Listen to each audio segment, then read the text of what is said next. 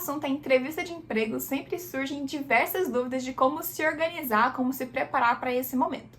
E pensando nisso, eu reuni algumas dicas aqui para vocês no vídeo de hoje para ajudar durante todo esse processo. Bom, para quem não me conhece, meu nome é Eduarda, sejam bem-vindos a mais um vídeo aqui do canal. E como eu disse, né, eu reuni aqui algumas diquinhas, algumas óbvias, algumas não tão óbvias assim, para ajudar vocês em processos seletivos de emprego na TI.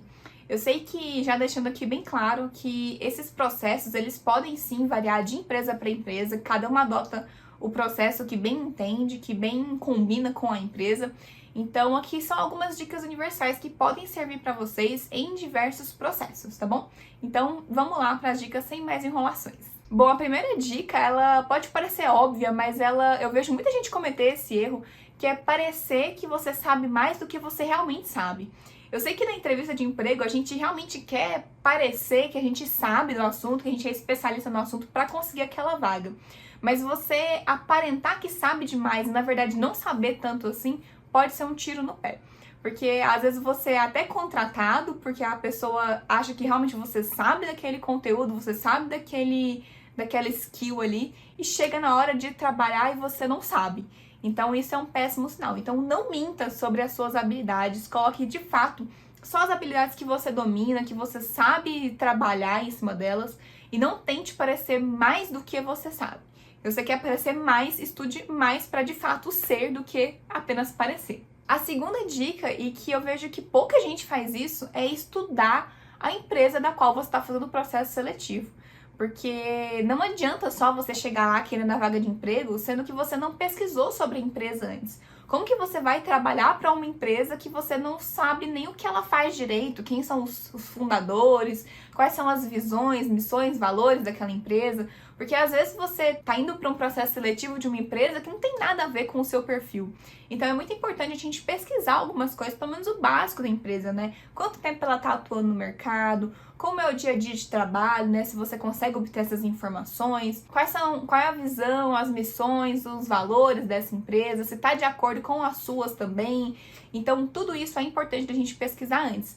Sem contar que quando você pesquisa sobre a empresa, o entrevistador ele sabe quando você pesquisou, quando você está entendendo do que se trata a empresa. Então ele entende que se você pesquisou sobre aquela empresa ali, você não está tentando só mais uma entrevista, né? Você de fato se preparou para aquilo. A terceira dica, e essa é muito útil também para quem está começando e não tem experiências passadas, né? Muitas vagas elas perguntam sobre experiências passadas e muitas vezes a gente não tem, principalmente na primeira entrevista de emprego. O legal de ter sempre é um portfólio, e a nossa área ela permite de forma muito simples ter um portfólio. O próprio GitHub pode te servir como um portfólio ali para mostrar suas habilidades. Então, se você tem algum projeto, né, que você fez, seja projeto pessoal, da faculdade, ou de outras coisas que você pode, né, obviamente, colocar o código ali, mostrar para a pessoa, é legal de colocar no GitHub, manter ali organizadinho, porque o entrevistador, ele pode querer dar uma olhada no que você sabe ali. E você ter um tipo de portfólio desse, né, às vezes até um site mesmo que mostre o que você tem, o que você já fez, é muito legal porque de fato mostra na prática o que você sabe. Então, se você construiu aquilo ali, se tem o código daquilo ali, com certeza é um ponto muito positivo, né, de portfólio aí, de mostrar o que você tem pro entrevistador. A quarta dica, ela diz mais em relação a processos que tem várias etapas. Isso acontece muito na parte de vagas para programação, porque não basta só o portfólio na maioria das vezes, né? Porque hoje, querendo ou não, a gente consegue simplesmente copiar um código e colocar no nosso GitHub e falar que foi a gente, né? A gente não consegue se blindar, né? O recrutador ele não consegue blindar em relação a isso. Então ele precisa ter uma confirmação ali de que você sabe o que ele está pedindo. Então o processo seletivo de algumas empresas funciona em várias etapas. A primeira delas é a entrevista, né? Essa entrevista comum aí que você bate um papo com o entrevistador, ele te pergunta algumas coisas sobre a sua formação, sobre o que você sabe, aquela coisa toda. Normalmente a segunda ou terceira etapa costuma ser um projeto prático. Então a empresa ela te dá um problema ali para você solucionar, para você codificar. Então a dica é justamente nessa hora, se dedicar ao máximo nesse projeto. Não só para entregar um bom código, né, com uma boa estrutura de código, um código bem escrito, mas também se atentar aos prazos de entrega, atentar ao que está sendo pedido, se você está conseguindo entregar tudo que está sendo pedido ali. Então, esse é um ponto muito importante. Se dedicar ao máximo nessa etapa pode ser um fator principal para você conseguir a vaga também. E a última dica é uma dica que eu usei para conseguir a minha primeira vaga de estágio em desenvolvimento, que foi a questão de você se mostrar receptivo a aprender as coisas que você ainda não sabe. Porque não tem tanto problema assim, você não necessariamente precisa gabaritar, né, toda a lista de coisas que uma vaga de emprego pede.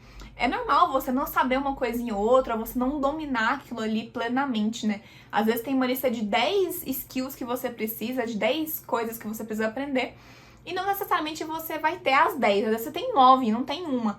Então não tem tanto problema assim, não quer dizer que você não vai servir para aquela vaga. Mas se mostrar receptivo, quando a pessoa perguntar, ah, você sabe tal coisa? Não, isso aqui eu não sei, mas isso aqui eu posso aprender. Então eu não tinha trabalhado antes, mas é uma coisa que já estava na minha mente, que eu estava realmente querendo aprender também. Então se mostrar receptivo a aprender, né, não se fechar e falar, não, não sei, e é isso aí, pronto.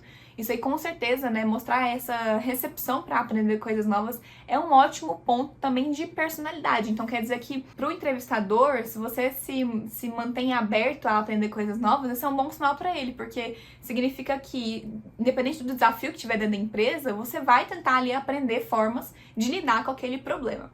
Então isso aí me ajudou e também pode ajudar vocês também nisso. E além de todas essas dicas, eu queria dar aqui uma dica bônus, que sempre quando vocês fizerem entrevistas, conseguindo ou não a vaga, é muito legal de vocês fazerem um checklist, né, um panorama ali de como foi aquela entrevista. Então, muitas vezes a gente só faz a entrevista e fica por isso mesmo. Mas obter os feedbacks, tanto dos recrutadores, né, de quem participou de todo o processo, é muito interessante. Então, como eu fui no processo seletivo? O que me faltou naquele processo? Quais são as coisas que eu preciso estudar mais? Quais são as coisas que eu já domino? Então, isso é muito bom para você ter de uma margem ali, uma régua para você saber se você precisa estudar mais determinado assunto ou se você já tá de boa para tentar outras vagas também. E claro, né, óbvio que nem sempre a gente vai conseguir logo de cara na primeira entrevista a vaga que a gente quer. Às vezes a gente tem que sim fazer várias entrevistas e faz parte do processo também, mas é muito legal a gente ter esse panorama do que a gente precisa ir aprimorando, porque cada vez que a gente vai fazendo, a gente vai melhorando em alguma coisa. Então, essas foram as dicas basicamente para o vídeo de hoje. São dicas mais universais mesmo, mas que podem ser bastante úteis para vocês aí. E se você tá vendo esse vídeo e tem alguma outra dica que eu não citei aqui, que pode ajudar a galera, deixa aqui embaixo também, que isso sempre ajuda todo mundo. E a gente se vê no próximo vídeo. Um beijo e até lá!